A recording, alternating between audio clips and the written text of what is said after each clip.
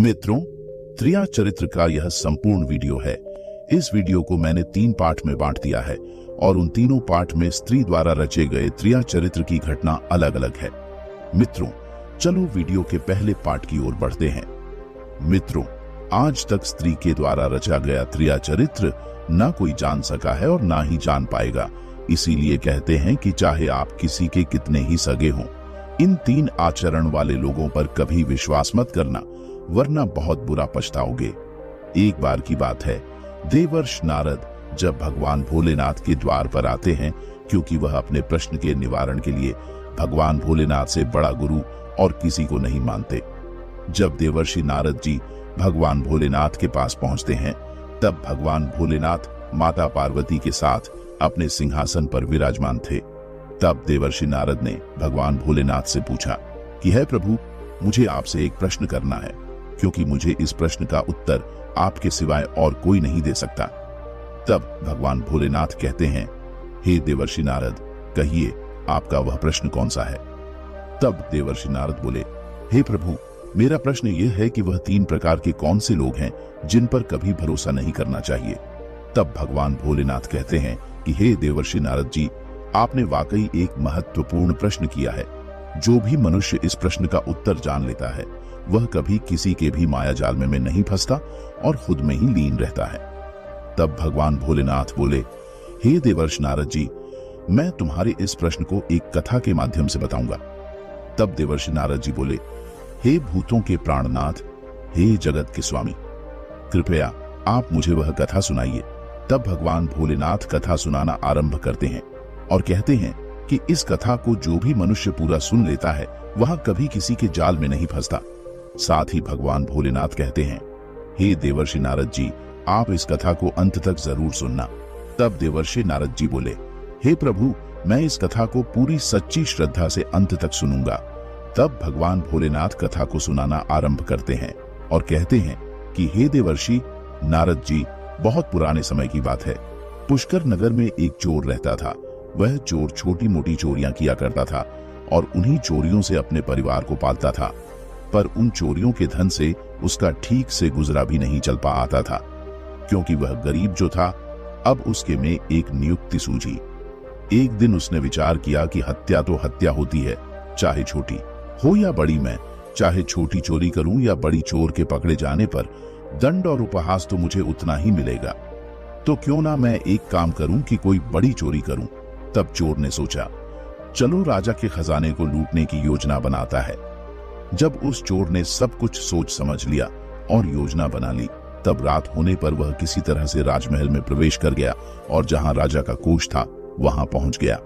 भगवान भोलेनाथ आगे कहते हैं, हे देवर्षि नारद जी, वहां पहुंचने पर उसने देखा कि राजा के खजाने की कई सैनिक देख रेख कर रहे थे। जब जोर ने देखा कि पहरा बहुत सख्त है, तो चोर को लगा कि उनकी आंखों में धूल झोंकना बहुत कठिन काम है। चोर सोचने लगा, यहाँ तो साक्षात मौत के पैगंबर पहरा दे रहे हैं। अगर मैंने चोरी कर की गुस्ताखी की तो जीवित नहीं बच पाऊंगा। यही सोचकर चोर उल्टे पांव लौट पड़ा। भगवान भोलेनाथ आगे कहते हैं, हे देवर्षि नारद जी, लौटते समय उसने सोचा कि खाली हाथ लौटने से अच्छा है कि कुछ ना कुछ तो यहाँ से लिए ही चलूं, जिससे मेरा यहाँ आना व्यर्थ नहीं होना चाहिए। तब इस चोर के दिमाग में युक्ति आई कि राजा के कक्ष में चलना चाहिए, जहाँ राजा रात को सोता है और इस समय राजा अपने कपड़े उतार कर सो गया होगा। मैं राजा की पोशाक चुरा कर ले आऊंगा और वही पोशाक पहनकर मैं आसानी से कुछ धन चुरा कर यहाँ से निकल जाऊंगा। तब सभी पहरेदार को लगेगा कि मैं राजा हूँ, इसलिए वे मेरे रास्ते में नहीं आएंगे और मेरा काम बड़ी आसानी से बन जाएगा। भगवान भोलेनाथ आगे कहते हैं, हे देवर्षि नारद जी, ऐसा निश्चय करके चोर राजा के कक्ष के पास पहुंच गया। चोर ने धीरे से पर्दा हटाकर झांक कर देखा तो अंदर का नजारा देखकर वह चोर हैरान रह गया। भगवान भोलेनाथ आगे कहते हैं, हे देवर्षि नारद जी, उसने देखा कि कक्ष में राजा साहब अपने पलंग पर गहरी निद्रा में सो रहे हैं और उनकी रानी अपने पूरे कपड़े उतारे हुए अर्धनग्न अवस्था में पलंग पर बैठी हुई थी। चोर ने रानी को जागता देखा तो उस चोर के हाथ पैर फूल गए। वह एक दीवार से सटकर खड़ा हो गया। भगवान भोलेनाथ आगे कहते हैं, हे देवर्षि नारद जी, वह रानी के सो जाने का इंतजार करने लगा। काफी देर के बाद उसने फिर पर्दा हटाकर देखा कि देखें रानी अभी तक सोई है या नहीं, क्योंकि जब रानी सो जाएगी तो राजा की पोशाक चुराई जा सकेगी। भगवान भोलेनाथ आगे कहते हैं, हे देवर्षि नारद जी, चोर ने देखा कि रानी उसी तरह अभी भी बैठी जाग रही थी। यह देखकर चोर कुछ ज्यादा ही घबरा गया। हड़बड़ी में बाहर उस चोर के हाथ से एक गुलदस्ता गिर गया। गुलदस्ते गिरने की आवाज सुनकर राजा तो नहीं जागा, लेकिन तुरंत तलवार लेकर बाहर आ गई। इसने वह तलवार चोर की गर्दन पर रख दी और बोली, कौन है तू और यहाँ किस लिए आया है? सच सच बता, वरना तुम्हारा सर अभी कलम कर दूंगी। मित्रों, भगवान भोलेनाथ आगे कहते हैं, हे देवर्षि नारद जी, चोर डर के मारे पसीना पसीना हो गया। वह हाथ जोड़कर गिड़गिड़ाता हुआ बोला, रानी साहिबा, मेरी जान बख्श दीजिए। मैं एक गरीब चोर हूं और चोरी करने के उद्देश्य से मैं यहाँ आया था। मैं इधर उधर छोटी मोटी चोरी करके अपने परिवार का पालन करता हूँ। आप मुझे मार दोगी तो मेरे बच्चे अनाथ हो जाएंगे। मैं वचन देता हूँ कि इस बार मुझे छोड़ दो। मैं कभी इधर मुड़कर भी नहीं देखूंगा। मेरे छोटे छोटे बच्चों पर रहम करो। चोर को अत्यंत भयभीत और गिड़गिड़ा हुआ देखकर रानी ने कुछ नरमी दिखाई और बोली, सुन, तुझे मैं एक शर्त पर छोड़ सकती हूँ। मैं इस समय काम वासना से पीड़ित हूँ। अगर तू मेरे साथ संबंध बनाए तो मैं तुझे यहाँ से जाने दूंगी। अगर तूने ऐसा नहीं किया तो मैं तेरा सर काट दूंगी। मित्रों, भगवान भोलेनाथ आगे कहते हैं, हे देवर्षि नारद जी, रानी की अनोखी शर्त सुनकर चोर और भी ज्यादा घबरा गया।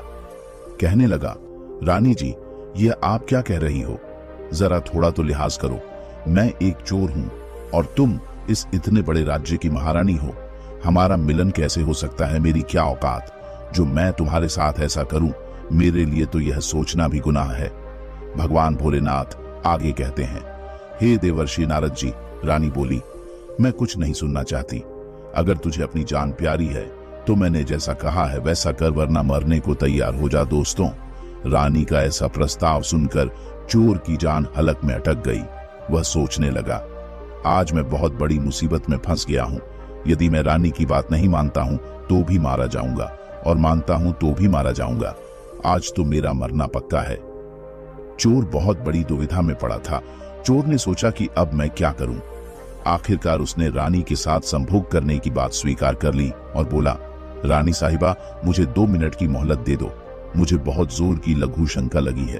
पहले मुझे लघु शंका कराने दो, उसके बाद मैं आप जैसा कहोगी वैसा करने को तैयार हूं। रानी ने तुरंत तलवार के इशारे से पेशाब खाने को बता दिया। चोर चला गया और रानी वहीं खड़ी होकर उसके लौटने की प्रतीक्षा करने लगी। भगवान भोले आगे कहते हैं, है देवर्षि नारद जी, चोर ने इधर क्या किया? रानी की नजर से बचकर वहां से भाग निकला। भागते भागते जब वह द्वार पर पहुंचा तो द्वार का जो चौकीदार था उसने उस चोर को पकड़ लिया। पहरेदार ने भी उस चोर से बड़े सख्त लहजे में पूछताछ की। तब बहुत ज्यादा डरा हुआ था। उसने पहरेदार को सारी बात सच सच बता दी कि मैं एक चोर हूं और यहाँ पर चोरी करने आया था। रानी ने मुझे पकड़ लिया और रानी ने मुझे छोड़ने के बदले में ने एक शर्त रखी है कि वह मुझे तभी छोड़ेगी जब मैं उसके साथ समागम करूंगा। इसीलिए मैं पेशाब का बहाना बनाकर वहां से भाग आया हूं। जब पहरेदार ने चोर की बातें सुनी और फिर वह चोर उसी तरह गिड़गिड़ा कर पहरेदार से भी छोड़ देने का आग्रह करने लगा। भगवान भोलेनाथ आगे कहते हैं, हे देवर्षि नारद जी, पहरेदार बोला, देख भाई, हम तुझे एक शर्त पर जाने दे सकते हैं और मेरी शर्त यह है कि तुम्हें पुनः रानी के पास लौटकर जाना होगा और रानी से कहना होगा कि मैं तुम्हारे साथ संबंध बनाने के लिए तैयार हूं, किंतु उससे पहले तुम्हें अपने हाथ से राजा को मारना होगा। उसके बाद हम तुम्हें जाने देंगे। दोस्तों, भगवान भोलेनाथ आगे कहते हैं, हे देवर्षि नारद जी, पहरेदार की यह शर्त उस चोर को और भी ज्यादा कठिन लगी। चोर ने सोचा, अगर पहले ही मैं रानी के साथ संभोग कर लेता तो वैसे तो प्राण बच भी सकते थे, परंतु अब नहीं बचेंगे। अगर रानी से मैंने यह बात कही तो वह मेरा सर भुट्टा सा उतार देगी। भगवान भोलेनाथ आगे कहते हैं, हे देवर्षि नारद जी, अब तो चोर को चारों तरफ मौत ही मौत दिखाई दे रही थी। वह चाहे इधर जाए या उधर, उसको तो कटना ही कटना है। अब चोर अब विवश हो गया तो मजबूर होकर चोर पीछे को लौट गया और रानी के पास जाकर बोला, रानी साहिबा, हम तुम्हारे साथ समागम तो करेंगे, लेकिन मुझे एक बात का डर है। अगर उस समय राजा साहब जाग गए तो ना तुम बचोगी ना ही बच पाऊंगा। राजा साहब हम दोनों को मार डालेंगे।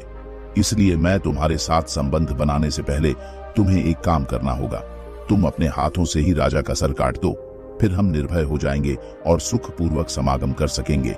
अगर तुम इतना काम कर सको तब तो मुझे तुम्हारी शर्त मंजूर है, वरना मैं तुम्हारे हाथों से मरना उचित समझूंगा। आप मुझे मार दीजिए। दोस्तों, भगवान भोलेनाथ आगे कहते हैं, हे देवर्षि नारद जी, रानी का वासना में वशीभूत थी। रानी चोर से कहने लगी, ठहरो, यह कितनी बड़ी बात है, मैं अभी राजा साहब को मौत के घाट उतारे दे रही हूँ। इतना कहकर रानी ने दोनों हाथों से तलवार पकड़ी और सोते हुए अपने पति की गर्दन को काट दिया। भगवान भोलेनाथ आगे कहते हैं, हे देवर्षि नारद जी, धन्य है रे। काम वासना कहते हैं, जिनका मन काम वासना के वशीभूत होता है वे उस समय अंधे हो जाते हैं। वे उस समय अपने सबसे प्रिय मनुष्य की भी मृत्यु देख सकते हैं, लोक लाज भी सह सकते हैं, कुल का विनाश भी देख सकते हैं, खुद को बंधन में भी डाल सकते हैं। उस समय वे काम वासना में अंधे होते हैं, कहते हैं भगवान भोलेनाथ। आगे कहते हैं, हे देवर्षि नारद जी, जिस तरह कौवा को रात में नहीं दिखता, उल्लू को दिन में नहीं दिखता, उसी तरह काम वासना से युक्त पुरुष को ना रात में दिखता है ना दिन में। उस समय वह आंख और विवेक से अंधा हो जाता है। भगवान भोलेनाथ आगे कहते हैं, हे देवर्षि नारद जी, रानी ने जब अपने हाथों से अपने ही पति को मार डाला तो राजा के रक्त से पूरा कक्ष लाल हो गया। राजा के रक्त से रानी भी भीग गई थी। इतना भयावह मंजर देखकर रानी कुछ देर के लिए बेहोश हो गई। उसी समय चोर को मौका मिल गया, वह वहां से तुरंत ही भाग निकला। इधर सुबह राजमहल में हंगामा हो गया कि किसी ने राजा को मार डाला है, मगर राजा को मारने वाले का कोई पता नहीं चल पा रहा था। भगवान भोलेनाथ आगे कहते हैं, हे देवर्षि नारद जी, सब लोग बड़े आश्चर्य में थे कि सोते हुए राजा को कौन मार गया। इधर रानी भी दहाड़ मार मार कर रो रही थी। भगवान भोलेनाथ आगे कहते हैं, हे देवर्षि नारद जी, इस रहस्य को पूरे राजमहल में केवल एक पहरेदार ही जानता था कि रानी और उस चोर में से किसी एक ने ही राजा को मारा है, परंतु उसने इस बात की चर्चा किसी से भी नहीं की। इधर राजा की अंतिम संस्कार की क्रिया की तैयारी पूरी हो चुकी थी। उधर रानी ने घोषणा की कि वह अपने राजा के साथ सती होना चाहती है। यह जानकर रानी पर किसी ने और भी संदेह नहीं किया कि रानी अगर ऐसा करती तो वह राजा के साथ सती क्यों होती। मित्रों, भगवान भोलेनाथ आगे कहते हैं, हे देवर्षि नारद जी, रानी श्रृंगार करके राजा के साथ चिता पर जाकर बैठ गई। राज्य के सभी अधिकारी राजा की चिता पर एक एक करके लकड़ी रखते जाते थे और उन्हें नमन करके पीछे लौट जाते थे। इस प्रकार से सबसे बाद में उस पहरेदार का नंबर आया। वह पहरेदार भी राजा की चिता पर लकड़ी रख गया। वह तो इस रहस्य को जानता था। उसने धीरे से रानी से कहा, महारानी, आप तो सती हो जाओगी, इतना तो बता ही दो कि राजा को आपने मारा था या उस चोर ने। मित्रों, भगवान भोलेनाथ आगे कहते हैं, हे देवर्षि नारद जी, यह सुनकर रानी चौंक पड़ी। वह समझ गई कि इसका मतलब इस भेद को यह पहरेदार जानता है। रानी बोली, सुन, राजा को ना तो मैंने मारा है ना उस चोर ने। अगर तुझे यह जानना है कि राजा को किसने मारा है तो तू यहाँ से चला जा और मैं जो स्थान बताता हूँ वहां पर जा। तब रानी आगे बोली, नगर से बाहर उत्तर दिशा में जंगल में कुटिया बनाकर वृद्ध बुढ़िया रहती है, वह तुझे इस रहस्य को जरूर बता देगी। दोस्तों, भगवान भोलेनाथ आगे कहते हैं, हे देवर्षि नारद जी, पहरेदार को यह रहस्य जानना था, इसलिए वह अगली सुबह ही रानी के बताए गए रास्ते के अनुसार ही जंगल में चला गया। जंगल में पहुंचने पर उसे एक कुटिया दिखाई दी। जब उसने उस कुटिया को देखा तो उस कुटिया के पास एक बड़ी ही बुजुर्ग बुढ़िया खड़ी थी। पहरेदार ने जाकर उन बूढ़ी माँ के पैर पकड़ लिए और बोला, माँ जी, मैं एक रहस्य जानने आया हूँ कि राजा की हत्या किसने की। मित्रों, भगवान भोलेनाथ आगे कहते हैं, हे देवर्षि नारद जी, तभी वह बुढ़िया कहती है, क्योंकि वह बुढ़िया एक बहुत ही पहुंची हुई चीज थी। उसने कहा, बेटा, अगर तुझे यह रहस्य जानना है तो तुझे एक काम करना होगा। मेरी कुटिया के बाहर एक सफेद बकरा बंधा हुआ है, तू अपनी तलवार से उसका सर काट दे। सर कटते ही बकरे का धड़ वहीं गिर जाएगा और वह सर हवा में उड़ने लगेगा। तू उस बकरे के सिर का पीछा करते हुए जाना। वह बकरे का सिर तुझे जहां भी ले जाएगा वहां पहुंचकर तुझे तेरे सवाल का जवाब मिल जाएगा कि राजा को किसने मारा है। भगवान भोलेनाथ आगे कहते हैं, हे देवर्ष नारद जी, अब तो पहरेदार ने वैसा ही किया। कुटिया के बाहर एक बकरा बंधा हुआ था। पहरेदार ने अपनी तलवार से उस बकरे का सर काट दिया। सिर कटते ही वह सिर हवा में उड़ने लगा। वह सिर उड़ता हुआ उस पहरेदार को एक भयंकर वन के बीच ले गया। उस वन में गुफा बनी हुई थी। उस गुफा के द्वार पर जाकर वह सिर उतर गया। पहरेदार सोचने लगा कि इस जंगल में ना तो कोई मनुष्य मालूम पड़ रहा है, यहां भला मुझे कौन राजा की मौत का रहस्य बताएगा। भगवान भोलेनाथ आगे कहते हैं, हे देवर्षि नारद जी, वो गुफा के द्वार पर खड़ा खड़ा यही सोच रहा था। वो गुफा एक बड़े ही भयानक राक्षस की थी। वह राक्षस अपनी बेटी के साथ उसी गुफा में रहता था। रात हो चुकी थी। राक्षस उस समय अपने भोजन की तलाश में बाहर गया हुआ था। गुफा के अंदर केवल उसकी बेटी मौजूद थी। इधर जब राक्षस कन्या को किसी मनुष्य की गंध मालूम पड़ी तो वह द्वार पर निकल कर आई और उसने देखा कि एक हट्टा कट्टा नौजवान गुफा के बाहर द्वार पर खड़ा है। राक्षस कन्या ने सोचा कि यह कोई मनुष्य मालूम पड़ता है। अगर मैंने इसे खा लिया तो मेरे एक समय की भूख मिट पाएगी, और अगर मैंने इसे जिंदा रखा तो यह नौजवान मेरे बहुत काम आएगा।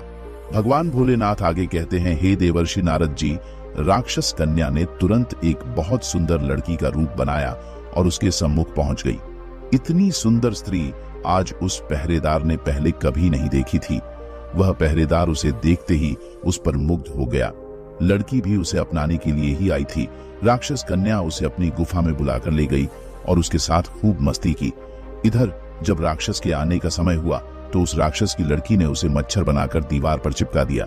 राक्षस ने उस लड़की से पूछा कि बेटी, मुझे किसी मनुष्य की गंध मालूम पड़ रही है। मुझे लगता है कि कोई चोर हमारी गुफा में घुस आया है। भगवान भोलेनाथ आगे कहते हैं, हे संगीत देववर्मन, कौन मनुष्य यहाँ आने की हिम्मत करेगा? मैं तो उसे कच्चा चबा जाऊंगी। इस तरह उसने राक्षस को उल्लू बनाकर दिया। दोस्तों, भगवान भोलेनाथ आगे कहते हैं, हे देवर्षि नारद जी, अब तो वह राक्षस कन्या रोज उसे रात होने पर पुरुष बना लेती थी और दिन निकलने पर मक्खी मच्छर बनकर दीवार पर चिपटा कर देती थी। इस प्रकार पहरेदार को राक्षस की गुफा में रहते रहते काफी दिन बीत चुके थे। उसे अपने घर की बच्चों की याद आती थी, पर वह उस राक्षस कन्या के चंगुल से नहीं निकल पा रहा था। एक दिन उसे मौका मिल गया। वह किसी तरह रात में वहां से भाग निकला और भागते भागते कई दिनों के बाद वह अपने नगर पहुंच गया। अपने घर पहुंचकर उसे बड़ी खुशी हुई। अपने बच्चों से मिलकर वह बहुत प्रसन्न हुआ और वह सोचने लगा, अच्छा हुआ जो मैं वहां से चला आया, ना जाने कब तक वह अप्सरा मुझे मक्खी मच्छर बनाकर वहां रखती। दोस्तों, भगवान भोलेनाथ आगे कहते हैं, हे देवर्षि नारद जी, इस प्रकार पहरेदार को अपने घर पर रहते काफी वक्त गुजर गया। एक दिन उसे फिर उसी लड़की की याद आई। अब तो दिन रात वह उस लड़की के ख्यालों में खोया रहता था। उसकी सुंदरता को याद करके उससे मिलने की इच्छा करता था। अब तो उसके बिना ना उसे खाना अच्छा लगता था, ना पीना।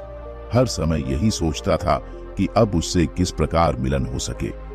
भगवान भोलेनाथ आगे कहते हैं, हे देवर्षि नारद जी, स्त्रियों का नाम लेना ही मन में एक सुनामी पैदा करके चित्त को काम विकार से भर देना है। और जो स्त्रियां विलास सुंदर होती हैं, वह अपना व्यभिचरण कुछ ऐसे करती है जिससे उनका दर्शन करके मनुष्य कैसे शांत बैठ सकता है। कहते हैं, जो स्त्रियां एकांत में भेंट करने में कुशल हो, कोमल और मीठे वचन बोलने वाली हो, प्रेम युक्त कटाक्ष करने वाली हो, ऐसी स्त्रियां किस मनुष्य को बस में नहीं कर सकती। जो आर्ष मुनि सदैव अपने मन को अधीन रखने वाले होते हैं, उनमें भी ऐसी स्त्रियां काम वासना जगा देती हैं। फिर स्त्रियों के विषय में तो कहना ही क्या। मित्रों, भगवान भोलेनाथ आगे कहते हैं, हे देवर्षि नारद जी, पहरेदार उस राक्षस कन्या से मिलने के लिए छटपटा लगा। उसने फिर से उसके पास जाने का निश्चय किया। उसने सोचा कि पिछली बार तो मुझे उस बुढ़िया ने पहुंचा दिया था। मैं रास्ते में वहां से भाग कर आया हूं। मुझे रास्ते का भी ज्ञान नहीं है। क्यों ना एक बार फिर उन्हीं बुढ़िया की सहायता ले लूं। मित्रों, भगवान भोलेनाथ आगे कहते हैं, हे देवर्षि नारद जी, ऐसा सोचकर वह बूढ़ी मां के पास कुटिया पर पहुंचा और उनसे विनती करके बोला कि हे मां, एक बार मुझे फिर से उसी स्थान पर भेज दो जहां आपने पहले भेजा था। अब वह पहरेदार राजा की हत्या का रहस्य जानना तो भूल चुका था। उसे तो अब उस राक्षस कन्या से मिलने की बेचैनी थी। वह बुढ़िया समझ गई कि यह काम वासना के वशीभूत है। बुढ़िया बोली, बेटे, पहले तो मेरे पास एक बकरा था जिसकी गर्दन का पीछा करते हुए तुम वहां चले गई। अब तो वह भी नहीं है, अब मैं तुम्हें कैसे पहुंचा हम। तब पहरेदार बोला, हे माथे, मैं तुम्हारा जीवन भर रेडी रहूंगा, एक बार उस अप्सरा से मुझे फिर से मिलवा दो। बुढ़िया ने कहा, बेटे मैं तुझे मिला तो दूंगी, पर इसके लिए तुझे अपने बेटे को मेरे पास लाना होगा। मित्रों, भगवान भोलेनाथ आगे कहते हैं, हे देवर्षि नारद जी, पहरेदार बोला, यह कितनी बड़ी बात है मित्रों। इतना कहकर पहरेदार अपने बेटे को बुला लाया। उस बुढ़िया ने कहा कि जिस तरह तुमने बकरे का सिर काटा था, उसी तरह तुम अपने बेटे का सिर काट दो, और उसी तरह इसका सिर भी हवा में उड़ेगा। तुम इसका सिर पकड़ लेना और यह तुम्हें उसी स्थान पर पहुंचा देगा। काम वासना के वशीभूत पहरेदार अपने बेटे का सर काटने के लिए तैयार हो गया। उसने जैसे ही तलवार लेकर बेटे का सिर काटना चाहा, उस बूढ़ी मां ने उसका हाथ पकड़ लिया और बोली, ठहरो, यही तुम्हारे प्रश्न का जवाब है। राजा को ना चोर ने मारा, ना रानी ने। राजा को काम वासना के वशीभूत हवस ने मारा था। जिस तरह काम वासना में अंधे होकर तुम अपने बेटे को मारने के लिए तैयार हो गए मित्रों, भगवान भोलेनाथ आगे कहते हैं, हे देवर्षि नारद जी, हवस के वशीभूत होकर मनुष्य अंधा हो जाता है। उसे सब कुछ दिखना बंद हो जाता है। उस समय उसे अच्छा बुरा कुछ नहीं सूझता, वह निंदनीय कर्म कर डालता है। भगवान भोलेनाथ आगे कहते हैं, हे देवर्षि नारद जी, अब तो आपको पता ही चल गया होगा कि वह 3 ऐसे व्यक्ति के आचरण कौन से हैं जिसे हमेशा बच के रहना चाहिए। तब देवर्षि नारद जी बोले, हे भगवान, मुझे अभी भी जात नहीं हुआ है, कृपया मुझे स्पष्ट भाषा में बताने का प्रयत्न करें। तब भगवान भोलेनाथ आगे कहते हैं, हे देवर्षि नारद जी, पहला आचरण है काम वासना। काम वासना में वशीभूत आदमी अच्छे बुरे में फर्क नहीं कर पाता है। दूसरा आचरण धन है। धन का लालची भी धन में अंधा होकर कुछ भी नहीं देख पाता। तीसरा आचरण होता है क्रोधी। क्रोध में अंधा होकर मनुष्य सब कुछ भूलकर वह सब कर डालता है जो जीवन भर उसे पछताने के लिए वश कर देता है। क्रोध में वह बुद्धि विवेक से शून्य हो जाता है और अपना पराया कुछ नहीं देख पाता। इन 3 आचरण से बचक रहना चाहिए। यह दिमाग से पैदल हो जाते हैं, इन पर कभी विश्वास नहीं करना चाहिए। भगवान भोलेनाथ आगे कहते हैं, हे देवर्षि नारद जी, अब तो आपको आपके प्रश्न का उत्तर मिल ही गया होगा। देवर्षि नारद जी बोले, हे प्रभु, मुझे अब इन तीनों बातों का संपूर्ण और गहन अध्ययन हो गया है। मित्रों, कभी भी किसी पर भरोसा नहीं करना चाहिए और इन 3 आचरण वाले व्यक्ति से तो हमेशा दूर ही रहना चाहिए। मित्रों, यह थी त्रिया चरित्र की पहली घटना जो एक स्त्री या पुरुष दोनों के द्वारा रची जा सकती है। अब हम बढ़ते हैं त्रिया चरित्र की दूसरी घटना की ओर, लेकिन विनम्र निवेदन है मित्रों, आप सभी आपके अपने चैनल आध्यात्मिक ज्ञान चैनल को सब्सक्राइब करना ना भूले। चलिए वीडियो को शुरू करते हैं। त्रिया चरित्र जाने नहीं, कोई खसम मारकर सती हुई। यह कहावत कोई ऐसे ही नहीं बनी है, इसके पीछे एक लंबी कहानी है, परंतु इस वीडियो में उसका केवल शीर्षक बताया गया है। तो क्या आप जानते हैं त्रिया चरित्र क्या? इस कहावत का अर्थ क्या है कि स्त्री का चरित्र एक अबूझ पहेली है, उसे कोई नहीं जान सकता है। वह जलेबी की तरह जटिल व्यक्तित्व की स्वामिनी है, जो कुल्लटा होते हुए भी सती सावित्री बनने का प्रयास करती है। वह अपने पति को मारकर सती होने का एक ढोंग रच लेती है। पर ऐसा चरित्र मात्र स्त्रियों का हो यह जरूरी नहीं है। कुछ स्त्रियां ही ऐसे चरित्र की महारानी होती हैं, समस्त स्त्रियां नहीं। आओ आज हम आपको एक कहानी सुनाते हैं कि यह कहावत कैसे बनी। बनारस नामक एक राज्य था जहां पर विलास राव नामक राजा शासन करता था। राजा का जैसा नाम वैसे ही उसके गुण थे, अर्थात वह एक विलासी राजा था। पूरे राज्य में स्वच्छंदता का बोलबाला था। न केवल पुरुषों अपितु स्त्रियों का भी हद दर्जे तक चारित्रिक पतन हो गया था। पतिव्रता स्त्री की इज्जत उछलना एक आम बात थी। उस राज्य में सुधर्मा नामक एक लकड़हारा रहा करता था। उसकी पत्नी का नाम सुलोचना था। सुधर्मा सुबह सुबह लकड़ी काटने वन में चला जाया करता था और देर शाम तक वापस लौटता था। दिन भर घर में सुलोचना अकेली रहती थी और बोर होती थी। सुलोचना बहुत सुंदर स्त्री थी और स्वर्ग की अप्सरा जैसी नायिका की तरह अपने रूप यवन को आईने में देख कर हर्षित होती रहती थी। शाम को सुधर्मा थका हारा काम करके आता था और खाना खाकर जल्दी ही सो जाया करता था। सुलोचना घर का काम निपटा कर जब तक सज संवर कर जब तक सेज पर आती थी, तब तक सुधर्मा खर्राटों की दुनिया में सैर करने चला जाता था। बेचारी सुलोचना मन में संभोग की भावना कर सेज पर तती रह जाती थी। उसका अतृप्त यौवन खून के आंसू रोने लगता था। घर गृहस्थ का सारा सामान सुलोचना ही लाती थी। एक दिन सेठ कहीं गया हुआ था और उसकी दुकान पर उसका नौजवान पुत्र चिंतामणि बैठा था। वह सुंदर तथा बलिष्ठ था। सुलोचना उसकी जवानी पर फिदा हो गई। सेठ के बेटे चिंतामणि ने भी सुलोचना जैसी सुंदर और सुडौल स्त्री पहली बार देखी थी, इसलिए वह भी सुलोचना की ओर आकर्षित हो गया। दो जवान भोग विलास के प्यासे दिल मिल गए तो अब बदन मिलना भी आवश्यक हो गया था। चिंतामणि ने एक मिलन स्थल भी खोज लिया था और वहीं पर सुलोचना और चिंतामणि दोनों भोग विलास किया करते थे। सुलोचना रोजाना सुधर्मा के सो जाने पर चिंतामणि से मिलने जाने लगी और वह सुबह होने से पहले वापस आ जाती थी। सुलोचना और चिंतामणि की रंगरलियां बिना किसी रोक टोक के चलने लगी। जब भगवान की तरफ से दुष्परिणाम मिलेगा तब हम दुखी रहेंगे, परेशान रहेंगे। एक दिन सुधर्मा जंगल में लकड़ी काटने गया तो उसने देखा कि एक साधु बेहोश पड़ा है। सुधर्मा ने उस साधु पर ठंडे जल के कुछ छींटे मारे तो साधु ने आंखें खोल दी। सुधर्मा ने साधु को बैठाया और ठंडा जल पिलाया तो उसमें कुछ जान आई। थोड़ी देर बाद उसे खाना भी खिलाया तो उसके बदन में थोड़ी ताजगी आ गई और वह साधु चलकर जाने लगा। फिर सुधर्मा ने उस साधु से आग्रह किया कि कुछ दिन वह उसका आतिथ्य स्वीकार करे। सुधर्मा के आग्रह को साधु महाराज टाल नहीं सके और शाम को वह साधु महाराज सुधर्मा के साथ उसके घर आ गए।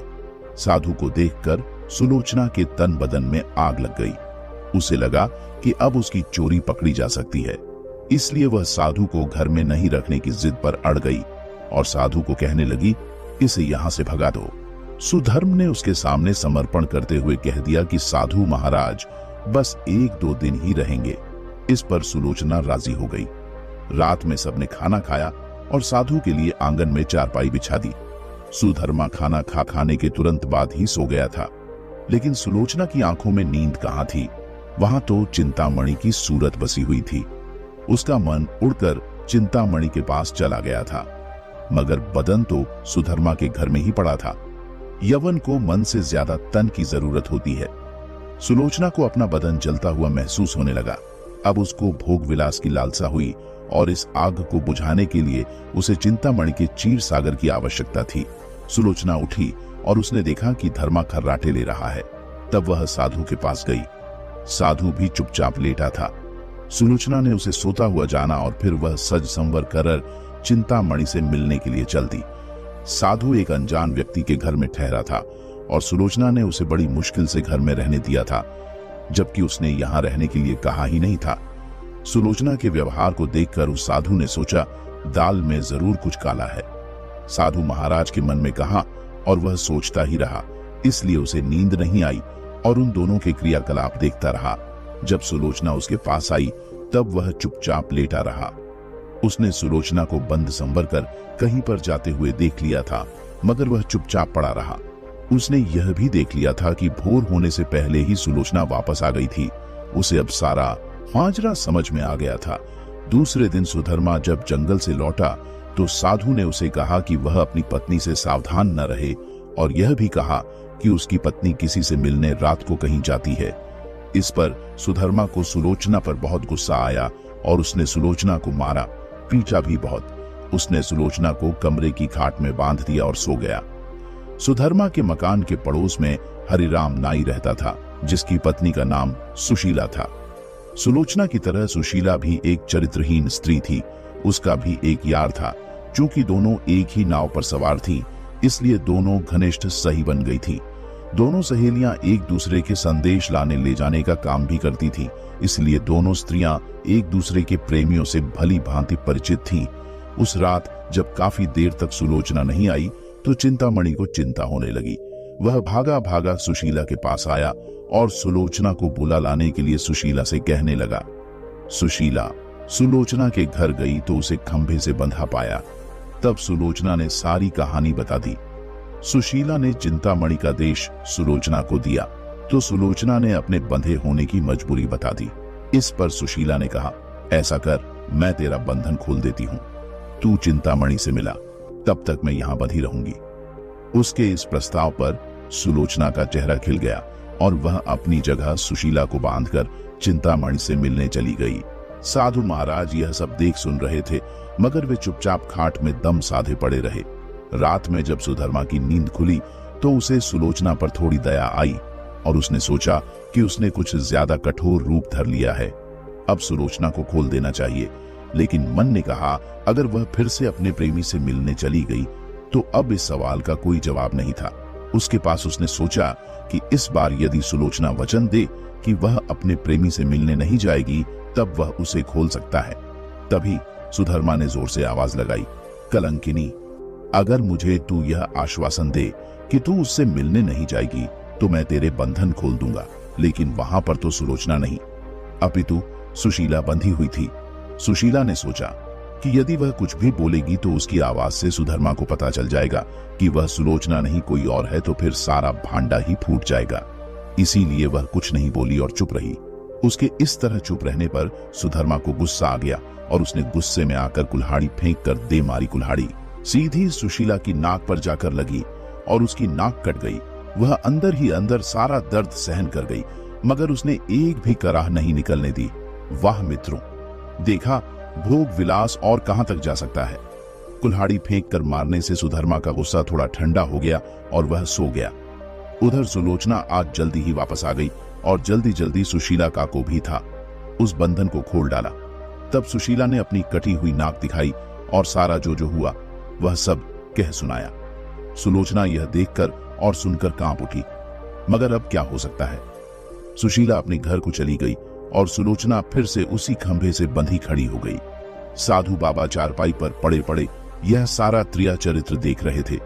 थोड़ी देर बाद जब सुधर्मा की नींद खुली तो उसने अपनी पत्नी सुलोचना से फिर कहा, देख तू अब भी मुझसे सच सच कह दे और मुझे यह वचन दे दे कि तू फिर कभी उससे मिलने नहीं जाएगी तो ठीक रहेगा, नहीं तो जिस प्रकार मैंने तेरी नाक काटी है अब तेरे दोनों कान भी काट दूंगा। फिर तू नकटी बन जाएगी और तेरा घर से निकलना ही मुश्किल हो जाएगा। इन शब्दों को सुनकर सुलोचना के षड्यंत्रकारी दिमाग में एक युक्ति सूझी। उसे पता था कि नाक उसकी नहीं सुशीला की कटी है और इस बात का पता सुधर्मा को नहीं है, अति इस नासमझी का फायदा उठाना चाहिए। तब उसने त्रिया चरित्र दिखला हुए नाटक करना शुरू कर दिया और जोर जोर से रोना शुरू कर दिया। रोते रोते बोली, तुम मर्द लोग बड़े बेरहम होते हो, अपनी पत्नी पर झूठा इल्जाम लगाकर उसकी नाक काट देते हो। मैं कोई कुलटा स्त्री नहीं हूं जैसा कि तुमने मुझ पर आरोप लगाया था। मैं एक पतिव्रता स्त्री हूं और मैं आज तो यह सिद्ध करके दिखा दूंगी कि मैं कितनी सतीनेक और पतिव्रता हूं।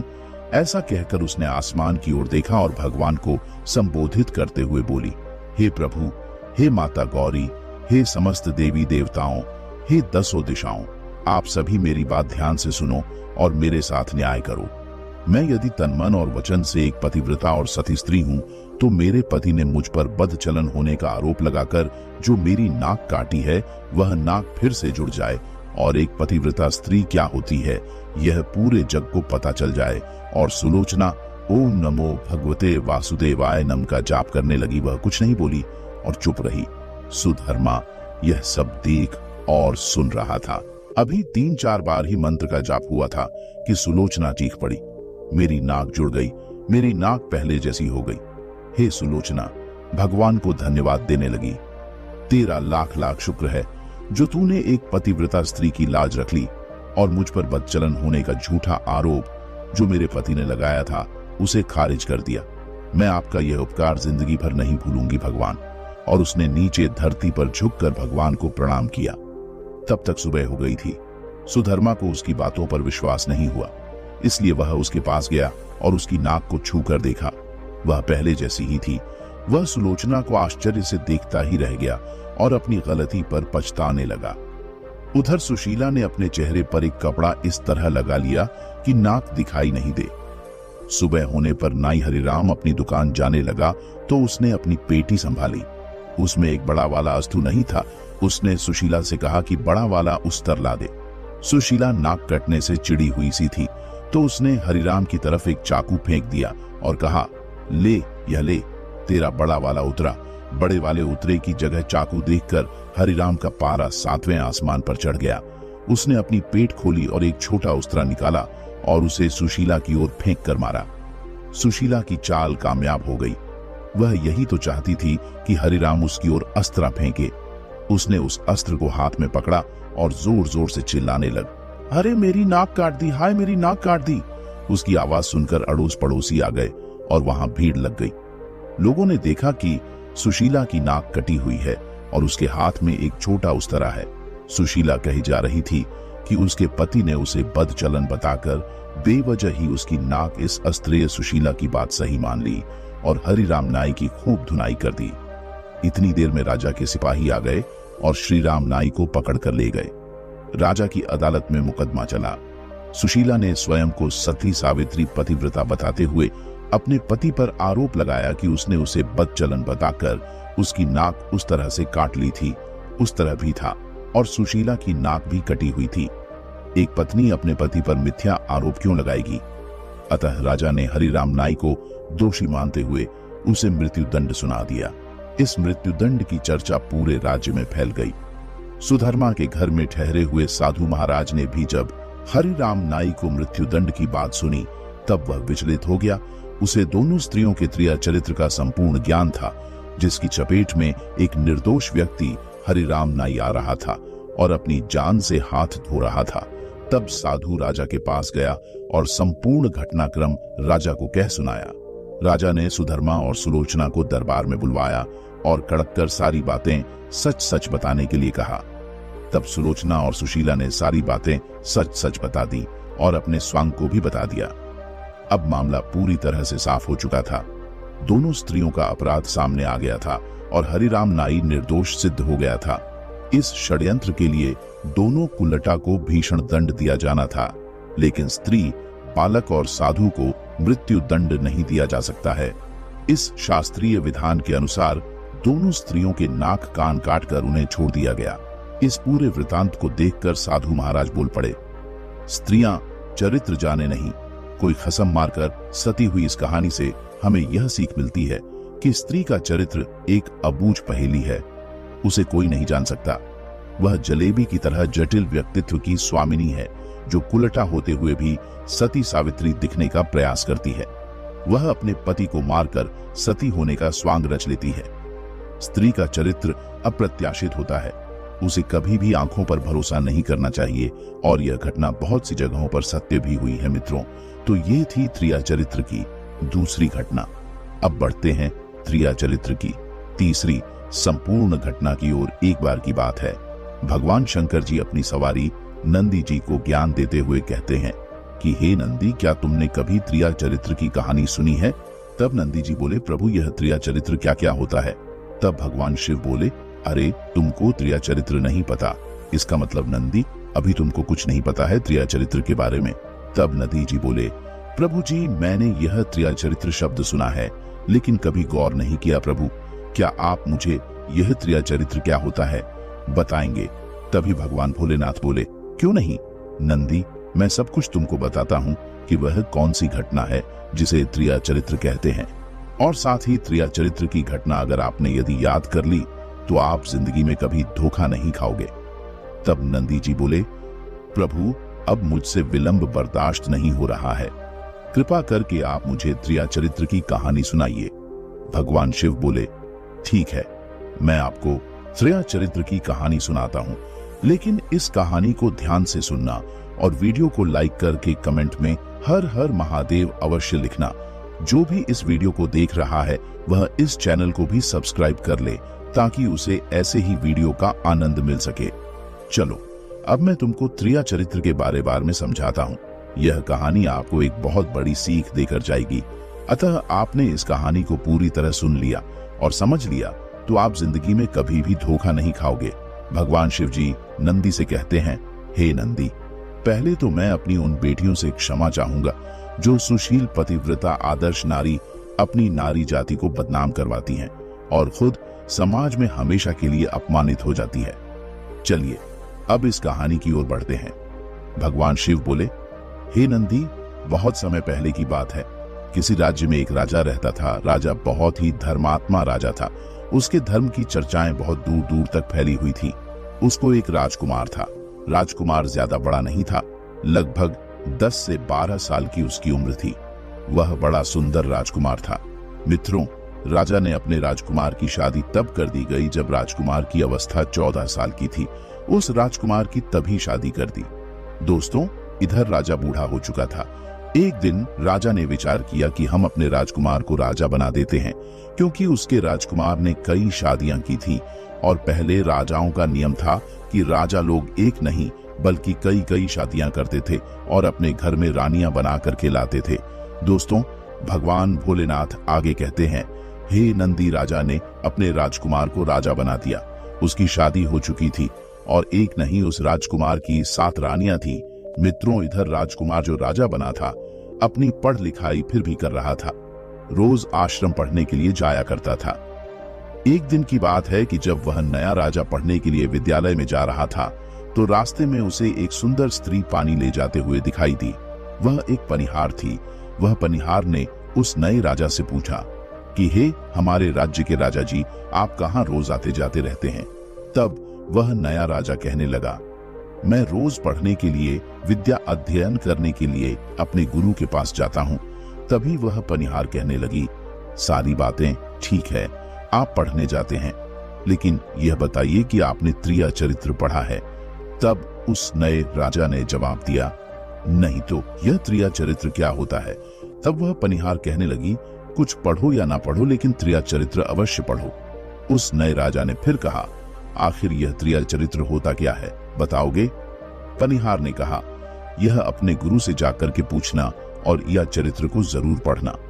तब उस नए राजा ने कहा, ठीक है, मैं आज ही पाठशाला जाऊंगा और जाकर के अपने गुरु से कहूंगा कि मुझे त्रिया चरित्र क्यों नहीं पढ़ाया। दोस्तों, भगवान शिव कहते हैं, हे नंदी, इतने शब्द कहने के बाद में उस पनिहार के पास से वह नया राजा अपने गुरु के पास में पहुंचा। गुरु जी को प्रणाम किया और उसकी आंखें कुछ लाल थी, क्रोध में था। आखिर राजा जो था दोस्तों, भगवान शिव आगे बोले, हे नंदी, गुरुजी ने पूछा, बेटा आज क्रोध में क्यों दिखाई दे रहे हो? क्या बात है, तुम्हारी आंखें लाल क्यों हैं? तो क्रोध में जवाब देते हुए उस राजा ने अपने से गुरु से कहा, गुरुदेव, आपने हमें त्रिया चरित्र क्यों नहीं पढ़ाया? ये बात आपने हमसे क्यों छुपाई? आपने हमें त्रिया चरित्र के बारे में क्यों नहीं बताया और ना ही मुझे पढ़ाया? मुझे त्रिया चरित्र पढ़ाओ। गुरुजी कहने लगे, बेटा त्रिया चरित्र तुम नहीं पढ़ पाओगे, क्योंकि प्रिया चरित्र पढ़ना मतलब मौत को बुलाना है। ये खतरे से खाली नहीं होता है और त्रिया चरित्र जब तुम पढ़ोगे तो तुम्हारी जान भी जा सकती है। तब उस नए राजा ने जवाब दिया, गुरुदेव, इसकी चिंता आप ना करें, हम अपनी रक्षा स्वयं कर लेंगे, लेकिन आप हमें त्रिया चरित्र जरूर पढ़ाइए। दोस्तों, भगवान भोलेनाथ आगे कहते हैं, हे नंदी, वही हुआ। अब गुरुजी ने कहा, चलो ठीक है, मैं तुम्हें त्रिया चरित्र की कहानी सुनाता हूँ। उसके बाद उस नए राजा को त्रिया चरित्र का पाठ पढ़ाने लगे। दोस्तों, भगवान शिव कहते हैं, हे नंदी, इसी प्रकार त्रिया चरित्र पढ़ते पढ़ते उस नए राजा को 1 साल हो गए और जब 1 वर्ष हो गया तब गुरुजी ने कहा कि बेटा, अब तुम्हारी पढ़ाई पूरी हो चुकी है, अब तुम अपने घर जा सकते हो और आराम से अपने राज्य को सुचारू रूप से चला सकते हो, यहाँ आने की कोई आवश्यकता नहीं है। तब राजा ने जवाब दिया, ठीक है। गुरुदेव जैसे ही वह नया राजा चलने के लिए तैयार हुआ तो गुरुजी ने रोक लिया और कहा कि बेटा, हम तुम्हें एक ऐसा उपकरण देते हैं, यह उपकरण जब तुम अपने कान में लगाओगे तो तुम्हें कोई पहचान नहीं पाएगा, लेकिन तुम उसे पहचान लोगे। तब वह नया राजा बोला, ठीक है। नए राजा ने गुरुजी से उपकरण ले लिया। फिर गुरुजी ने कहा, इस उपकरण को ले जाओ और रात के 12 बजे आज ही रात में अपने राजमहल से बाहर निकल करके जंगल की तरफ जाना और पूर्व दिशा की ओर जाना, और पूर्व दिशा की ओर जब जाओ तब यह उपकरण अपने कान में लगा लेना और वहीं खड़े हो जाना। तब उस नए राजा ने जवाब दिया, ठीक है गुरुदेव। इतना कहकर वह उपकरण अपने हाथों में लेकर वहां से चला आया। दोस्तों, भगवान शिव कहते हैं कि ही नंदी, वह उपकरण लेकर के नया राजा चला आता है और इसी तरीके से जब शाम होती है, अर्धरात्रि का समय होता है, उसकी जो रानियां थीं जिसके साथ विवाह किया था, वह सभी रानियां सो जाती हैं और आधी रात के समय अपने कान में वह नया राजा उपकरण लगाकर के अपने राजमहल से बाहर के लिए चल देता है। दोस्तों, भगवान भोलेनाथ आगे कहते हैं, हे नंदी नए राजा, राजमहल से निकल करके पूर्व दिशा की ओर कुछ दूर पर जाकर के जब उपकरण को लगा करके खड़ा हो गया तो उसने क्या देखा कि भाई पनिहार जो उसे रास्ते में मिली थी, जिसने कहा था कि त्रिया चरित्र का पाठ करो, वही अपनी थाली में भोजन लेकर के अर्धरात्रि के समय 12 बजे कहीं जा रही थी। एक महात्मा जी कुछ दूरी पर अपनी झोपड़ी में रहते थे, वह उसी की ओर जा रही थी। राजा ने देखा यह वही पनिहार है जिसने हमें बताया था त्रिया चरित्र पढ़ो, लेकिन उस पनिहार ने उस राजा को नहीं पहचाना क्योंकि उस राजा के कानों में उपकरण लगा हुआ था। दोस्तों, भगवान शिव कहते हैं, हे नंदी, राजा ने विचार किया, चलो इसके पीछे चलेंगे। और यह महात्मा जी की कुटिया की तरफ इतनी रात में क्यों जा रही है और ये भोजन लेकर क्यों जा रही है, इसका कारण क्या है, मैं पता करता हूँ। राजा भी उसके पीछे पीछे चल देता है। वहां पे जादुई पोटली थी, वह बाबा जादूगर था। दोस्तों, राजा पीछे पीछे गया और एक पेड़ के पास छुप गया और छुप करके देख रहा था कि यह पनिहारण और साधु अब क्या करेंगे। तब साधु ने कहा, उस पनिहार से कहा, अरे पनिहारण, ये बता कि आज तुझे आने में इतनी देर क्यों हो गई। पनिहारी ने हाथ जोड़ करके कहने लगी, महात्मा जी, हमारा गौना हो चुका है और हमारे पति महाराज हमें बुलाने के लिए आए हैं। कल हमें यहाँ से ले जाएंगे, इसलिए उन्हें सुलाने में देर लग गई और इसी कारण हमें यहाँ आने में देर हो गई। दोस्तों, जब यह उस साधु ने सुना कि इसका विवाह हो चुका है, इसका पति उसे ले जाने के लिए आया है, तब वह साधु कहने लगा, इसका मतलब है कि तू अपने पति के साथ जाना चाहती है, तो हमारे यहाँ क्यों चली आई हो, जा यहाँ से। यह सुनकर के पनिहारी ने कहा, मैं आपके बगैर नहीं रह सकती हूँ, मैं आपके बगैर नहीं जी सकती हूँ। तब साधु ने जवाब दिया, ठीक है, पर तुमको एक काम करना पड़ेगा। पनिहार बोली, कौन सा काम मुझे करना होगा।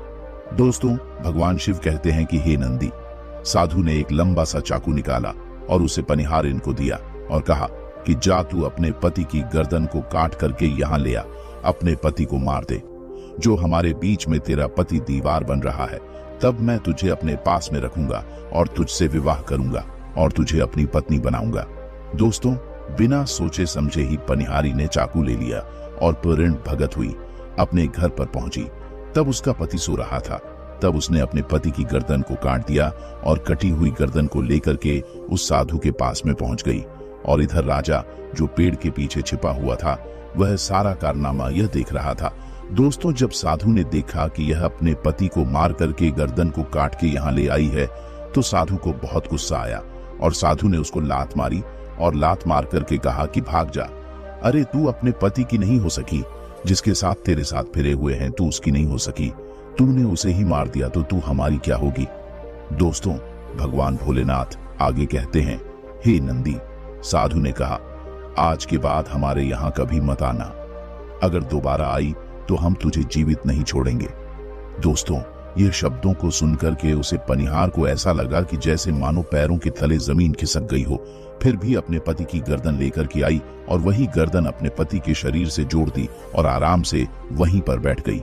इधर जैसे ही सवेरा हुआ तो अपने पति की लाश के पास में बैठ करके वह बुरी तरीके से रोने लगी, चिल्लाने लगी, कहने लगी, देखो देखो, हमारे पति की किसी ने हत्या कर दी है, हमारे पति को किसी ने मार दिया है। दोस्तों, यह सारा कारनामा उस रात का राजा देख चुके। इधर सारे गांव वाले उस पनिहार के घर में इकट्ठे हो गए और उसकी लाश को लेकर के जब उसका दाह संस्कार करने के लिए गांव से बाहर निकले, पनिहार भी पीछे से रोती हुई भागती हुई चली गई और वही राजा भी जा रहे थे। जब पनिहारी नए राजा के पास से रोती हुई, चिल्लाती हुई पहुंची और कहने लगी, मैं तो अपने पति के साथ में सती होना चाहती हूँ, क्योंकि जब हमारे पति ही नहीं रहे तो ऐसी जिंदगी का क्या फायदा, मेरा कोई अस्तित्व ही नहीं रहा, मैं तो अपने पति के साथ में ही सती हो जाऊंगी। दोस्तों, भगवान भोलेनाथ आगे कहते हैं, हे नंदी, ये राजा उस पनिहार की बात को सुनकर राजा को हंसी आई और राजा कहने लगा, तेरा यह चरित्र जाने ना कोई, और कसम मार के सती हुई। दोस्तों, भगवान भोलेनाथ आगे कहते हैं, हे नंदी, राजा के यह शब्द को उस पनिहार ने सुने। बाकी जो और लोग थे वह तो राजा के यह शब्द नहीं समझ पाए, लेकिन वह पनिहार समझ गई।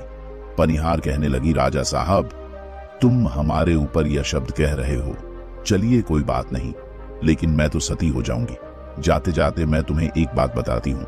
राजा बोला, क्या? उस पनिहार ने कहा, सुनिए राजा साहब, आप जब कभी चटाई पर बैठे तो कृपया चटाई को झाड़ करके बैठना। राजा कहने लगा, अरे हम तो राजा है, हमें चटाई पर बैठने की क्या आवश्यकता है। तब पनिहार ने जवाब दिया, नहीं, जब भी कोई नौबत आए तो चटाई पर बैठने के लिए तो चटाई को झाड़ करके ही बैठना। राजा बोले, ठीक है दोस्तों। भगवान भोलेनाथ आगे कहते हैं, हे नंदी, उधर अपने पति के साथ में चली जाती है और सती हो जाती है। इधर राजा जो उसका अंतिम संस्कार करवाने के बाद में अपने घर चले चले आते हैं। इसी तरीके से और आधी रात हुई 12 बजे अपने गुरु के कहने के मुताबिक राजा ने वह उपकरण कांड में लगाया और रात में निकल कर के पूर्व दिशा की ओर उसी जगह पर राजा पहुंच गया जहां पहले रात में खड़ा हुआ था। दोस्तों, भगवान भोलेनाथ आगे कहते हैं, हे नंदी, राजा कान में उपकरण लगाए हुए खड़ा हुआ था। इधर उसने क्या देखा है कि वहीं से एक रास्ता था। उसी रास्ते से उसकी 7 रानियां अपने अपने थालियां में भोजन सजाए हुए उसी साधु की कुटिया की ओर जा रही थीं। दोस्तों, भगवान भोलेनाथ आगे कहते हैं, हे नंदी, जैसे ही उस राजा ने देखा अपनी रानियां को उस साधु की कुटिया की ओर जाते हुए तो उसके पैरों तले जमीन खिसक गई।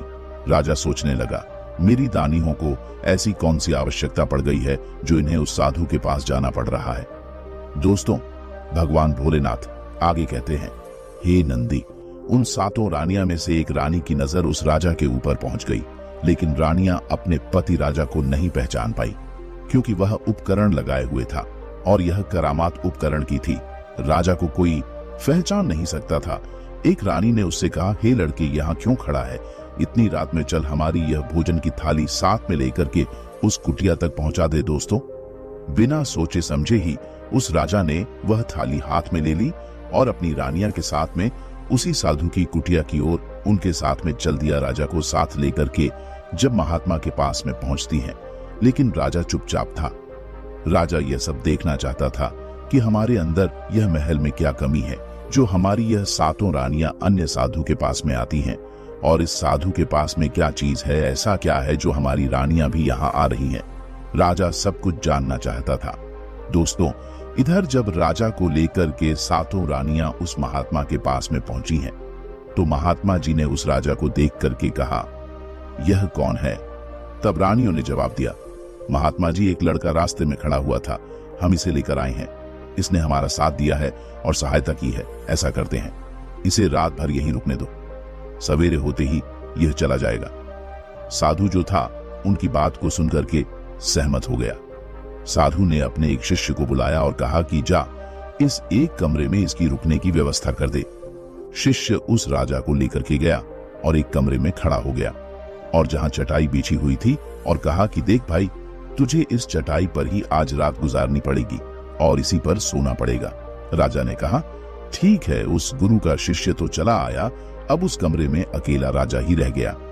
राजा ने विचार किया, आज नौबत आ ही गई चटाई पर सोने की। चलिए कोई बात नहीं है, आज रात हम चटाई पर ही गुजार लेते हैं। जैसे ही राजा चटाई पर बैठने के लिए होता है तो उसे पनिहार की बात याद आ गई।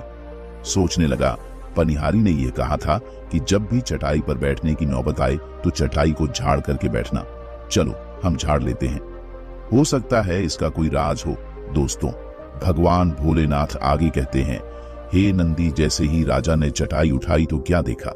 चटाई हटाते ही एक भयानक बहुत गहरा कुआं दिखाई दिया। राजा ने जब यह देखा तो राजा के होश उड़ गए। इधर राजा ने कुआं के अंदर झांक करके देखा तो उसमें बहुत से कैदी बड़े हुए थे। उसमें बहुत से उसे लोग नजर आए जिन लोगों को उस साधु ने उसमें डलवा दिया था। दोस्तों, भगवान भोलेनाथ आगे कहते हैं, हे नंदी, उन कैदियों में से एक ने राजा को पहचान लिया और कहा कि राजा साहब, आप यहाँ क्यों आए हो? राजा ने कहा, धीरे बोलो नहीं तो पोल पट्टी खुल जाएगी। तब उन कैदियों ने कहा कि देखिए राजा साहब, हम तो यहाँ फंस गए, अब हम निकल नहीं सकते। दोस्तों, भगवान भोलेनाथ आगे कहते हैं, हे नंदी, तब कैदियों ने कहा कि राजा साहब, आप यहाँ से चुपचाप भाग जाओ, नहीं तो आपका भी यही हाल हो जाएगा जो हमारा हुआ है। आपको भी पकड़ करके यह साधु इसी में डलवा देगा। दोस्तों, भगवान भोलेनाथ आगे कहते हैं, हे नंदी, इधर राजा जैसे ही वहां से भागा, वह उपकरण उस कमरे में जल्दबाजी में रह गया। राजा फिर उपकरण लगाना भूल गया। राजा तुरंत उसको दिया से निकलकर भागने लगा। दोस्तों, भगवान भोलेनाथ आगे कहते हैं, हे नंदी, राजा को भागते हुए उन रानियों ने देखा और साधु ने देख लिया। तभी रानियां कहने लगी, ये तो हमारे पति हैं। तो रानियां घबरा गई। रानियां कहने लगी, अरे महात्मा जी, यह क्या हुआ? यह तो आज हमारी पोल पट्टी सारी खुल गई। ये तो हमारे पति हैं और ये भागे जा रहे हैं। साधु ने कहा, अरे यहां खड़ी होकर क्या कर रही हो? सातों जाओ और अपने पति को पकड़ कर के लाओ। दोस्तों, भगवान भोलेनाथ आगे कहते हैं, हे नंदी, सातों रानियां उस राजा के पीछे उसे पकड़ने के लिए गई, लेकिन रानियों में इतनी ताकत कहां थी जो राजा के साथ भाग लेती और राजा को पकड़ लेते। लेकिन सातों रानियों ने अपनी कोशिश जारी रखी। रानियां बहुत दूर तक राजा के पीछे भगत हुई चली नहीं और इधर राजा भाग रहा था। आगे एक नदी पड़ी। राजा तैरना जानता था। राजा जो था उसी नदी में कूद गया और तैर करके नदी के उसे पार पहुंच गया। लेकिन रानियां तैरना नहीं जानती थीं। रानियों के मन में अभी भी संशय था कि वह कोई और आदमी हो सकता है। जैसे ही वह राजा उस नदी से तैर कर निकला, तब वह सभी अच्छी तरह पहचान चुकी थी कि यह तो हमारे पति हैं। अब रानियां घबरा गई। रानियों के होश उड़ गए। रानियां फिर वापस उसी साधु के पास में आती हैं और कहने लगी, महाराज, अब हमारे पति हमें जीवित नहीं छोड़ेंगे। जैसे ही हम महल में जाएंगे तो हमारे पति हमें मार देंगे और हम सातों की हत्या कर देंगे। हमें बचा लीजिए। इसका कोई उपाय की दोस्तों? भगवान भोलेनाथ आगे कहते हैं, हे नंदी, तब साधु ने एक जादुई कील निकाल करके उनको दी और कहा कि जैसे ही घर पर जाओ, किसी तरह से अपने पति को फुसला करके मना करके यह जादुई कल अपने पति के माथे में थोक देना, तो तुम्हारा यह पति कमजोर बन जाएगा और उसके बाद में तुम सातों मिलकर मार देना। कहानी खत्म हो जाएगी दोस्तों। भगवान भोलेनाथ आगे कहते हैं, हे नंदी, सातों रानियां तैयार हो गई। जादुई कील को लेकर के सातों रानियां आई हैं। तो सातों रानियां ने विचार किया कि राजा जी सबसे ज्यादा प्रेम इस छोटी रानी को करते हैं और उन 6 रानियों ने वह कील छोटी रानी को दे दी और कहा कि यह तुम्हारा काम है, राजा के सर में यह कील को ठोकने का, लगाने का। छोटी रानी बोली, ठीक है दोस्तों। भगवान भोलेनाथ आगे कहते हैं, हे नंदी, जैसे छोटी रानी के साथ में वह 6 रानियां भी घर पर पहुंची तो राजा तो गुस्से में खड़ा ही था। राजा ने जैसे ही सातों को आता हुआ देखा तो क्रोध में राजा कहने लगा, एक बात बताइए, अंदर मत में जाना। हमारे महल में, हमारे राज्य में ऐसी क्या कमी थी जो तुम सातों उस साधु के पास में रोज रात्रि में जाती हो? इसका क्या कारण है दोस्तों? सातों रानियां ने हाथ जोड़ लिए और कहा, महाराज माफ करना, उस साधु ने कोई मोहिनी क्रिया करके हमारे ऊपर कोई जादू टोना कर दिया था, इसलिए हमसे यह भूल हो गई। आज हमें माफ कर दो, दोबारा ऐसी गलती हमसे नहीं होगी। छोटी रानी ने सारी बात अपने राजा से कह दी। दोस्तों, भगवान भोलेनाथ आगे कहते हैं, हे नंदी, राजा अपनी छोटी रानी के लिए बहुत प्यार करता था, बहुत चाहता था। अपनी रानी की ऐसी दुख भरी बातें सुनकर के राजा समझ गया कि इसका मतलब है कि उस साधु ने इनके ऊपर कोई मोहिनी क्रिया कर दी है, इसलिए हमारी यह रानियां सच बोल रही हैं। राजा ने उनकी बात को सही तरह से नहीं समझ पाया। उसके बाद में राजा तैयार हो गया और कहा कि अब तुम अपने अपने घर में चलो और भोजन बनाओ और भोजन खाओ, आराम करो। दोस्तों, इधर क्या होता है, पूरा दिन इसी तरीके से निकल गया। इधर छोटी रानी ने और राजा ने बैठ करके भोजन खाया और जब सोने का नंबर आया तो छोटी रानी बड़े ही प्रेम से अपने पति राजा के लिए, जो नया राजा था, अंदर महल में सुलाने के लिए गई और बड़ा प्यार दिया और राजा को सुला दिया। दोस्तों, भगवान भोलेनाथ आगे कहते हैं, हे नंदी, जैसे ही राजा सो गया तो और भी जो रानियां थी वह भी वहीं छोटी वाली रानी के कमरे में आ गई और इधर छोटी रानी ने वह जादुई कील निकली और अपने पति के सर में गाड़ दी और जैसे ही कील उस नए राजा के सिर में गाड़ी गई वह तुरंत ही उठा, लेकिन वह उसे राजा के दिमाग में कील गड़ जाने की वजह से वह अब कमजोर पड़ बन चुका था। उसके शरीर में अब इतनी शक्ति नहीं थी कि उन सातों रानियों से मुकाबला कर सकता। दोस्तों, भगवान भोलेनाथ आगे कहते हैं, हे नंदी रानियां, राजा मारने के लिए भागी, लेकिन राजा ने बहुत हिम्मत दिखाई। वह राजा अपने महल में इधर उधर भाग रहा था। सातों रानियां राजा को मारने के लिए पीछे लगी हैं। बहुत देर तक राजा महल से भाग के अपनी जान बचाता रहा, लेकिन उसे बाहर का कोई द्वार नहीं मिल रहा था। कुछ समय के बाद में राजा को एक खुली हुई खिड़की नजर आई। राजा उसी खिड़की से कूद गया और हिम्मत को करके भगता हुआ अपने गुरुजी के पास में पहुंच गया और कहने लगा, गुरुजी माफ कीजिएगा, हमारी जान बचा लो। मेरी 7 पत्नियां आज मुझे मारना चाहती हैं, कृपा करो ही। गुरुदेव, नहीं तो मैं आज मारा जाऊंगा। गुरुजी ने कहा, अरे बेटा, तुम तो त्रिया चरित्र सीख रहे थे और मैंने तुमसे त्रिया चरित्र सिखाते टाइम मैंने तुम्हें मना किया था कि इसमें जान का जोखिम है, लेकिन तुम नहीं माने। अब सीख लिया त्रिया चरित्र और देखो क्या हाल हो गया है तुम्हारा। तब वह राजा बोला, हे गुरुदेव, मेरी जल्दी जान बचा लो, नहीं मैं बिना किसी कसूर का मारा जाऊंगा। दोस्तों, भगवान भोलेनाथ आगे कहते हैं, हे नंदी, गुरुजी ने कहा कि क्या हुआ है।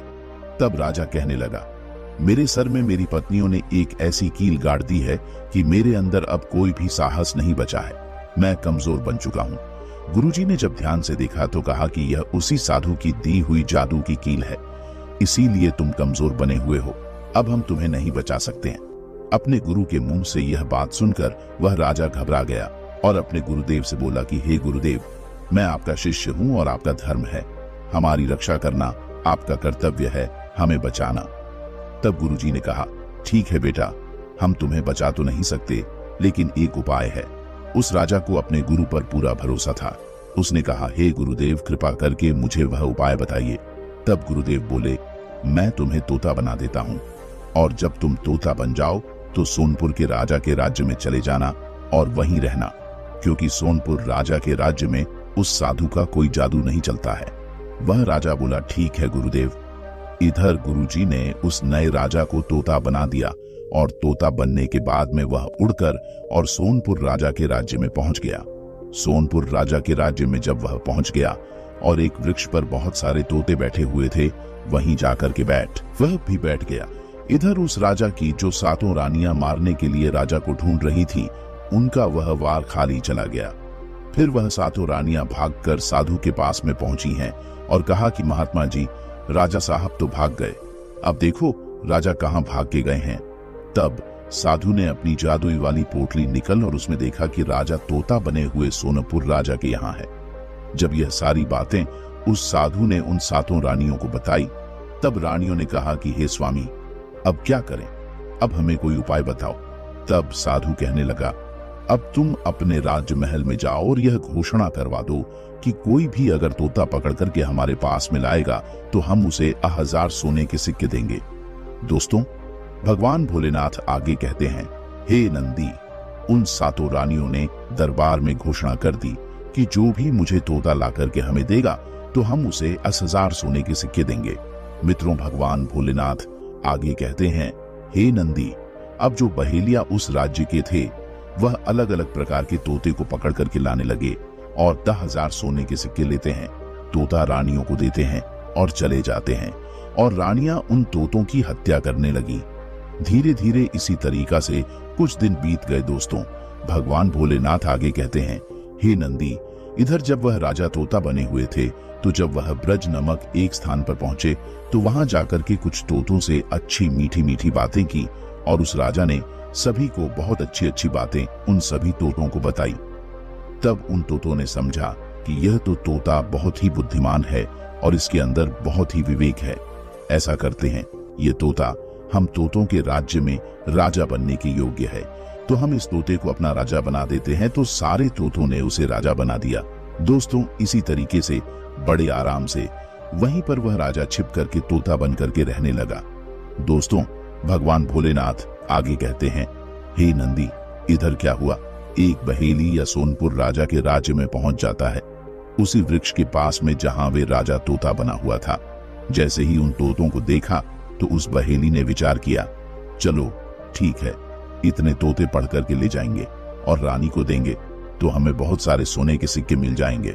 लेकिन इन तोतों को पकड़े कैसे। इधर रात्रि होने के बाद में जैसे ही सवेरा होता है तो वही राजा जो तोता बना हुआ था उन तोतों के साथ में अपने दाना पानी की तलाश में निकल जाता है।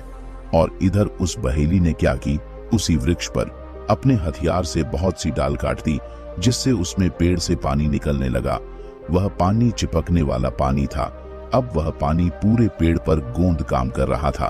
तब उस बहेली ने सोचा कि जैसे ही तोते आएंगे और इस पेड़ पर बैठेंगे वह सभी इसी गोंद में चिपक जाएंगे और आराम से मैं उन्हें पकड़ करके ले जाऊंगा। अब जब शाम होती है तो सभी तोते आते हैं। इधर बहेलियां छिप करके बैठ जाता है। दोस्तों, भगवान भोलेनाथ आगे कहते हैं, हे नंदी, जैसे ही सारे तोता उस पेड़ पर आकर के बैठे तो उनके पैर गोंद में चिपक गए और जिसमें वह राजा भी उस गोंद में चिपक गए। अब जब पैर चिपक गए तो सभी तोते परेशान होने लगे। तो एक तोता ने अपने राजा से कहा कि कोई उपाय निकालो, अगर सुबह भेलिया आ गया तो हमें पकड़ लेगा। तब राजा ने कहा, आप सभी चिंता ना करें, घबराए नहीं। जैसे ही बहेलिया आए तो आप बिल्कुल लटक जाना, ऐसे लटक जाना कि जैसे आप मार चुके हो। तब वह बहेलिया समझेगा कि यह सारे तोते तो मर चुके हैं और फिर वह बहेलिया हम लोगों को इस गोंद से निकाल के नीचे की ओर फेंकने लगेगा। और जब सब नीचे गिर जाना, जब तुम सब लोग छूट जाओ, नीचे गिर जाओ, तब आराम से भाग जाना। सभी तोते बोले, ठीक है। सभी राजी हो जाते हैं। अगला दिन हुआ।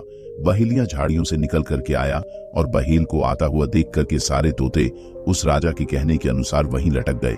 और जैसे ही बहेली ने देखा कि तोता सब लटके हुए हैं तो पछताने लगा कि यह मुझसे क्या हुआ, हमसे इन सभी तोतों की हत्या हो गई, अब मैं पापी बन गया। यह तो सब मार गए, अब हमें सोने के सिक्के कैसे मिलेंगे। फिर बहेली ने सोचा, चलो हम इन्हें छुड़ा देते हैं, इतना कर लेते हैं। फिर बहेलिया पेड़ पर चढ़ा और उसने सारे जो तोतों को छूटा छूटा करके नीचे जमीन पर फेंक दिया। केवल जो राजा बना हुआ तोता रह गया। और जैसे ही सारे तोते जो जमीन पर गिर गए तो सब एकदम से उड़ करके भाग गए। बहेली ने सोचा, यह क्या चाल है, इसमें एक ही तोता है लटका हुआ है और बाकी जैसे ही मैंने सभी को नीचे फेंके तो सब उड़ गए। मतलब है कि इन तोतों ने मिलकर के हमारे साथ धोखा किया है।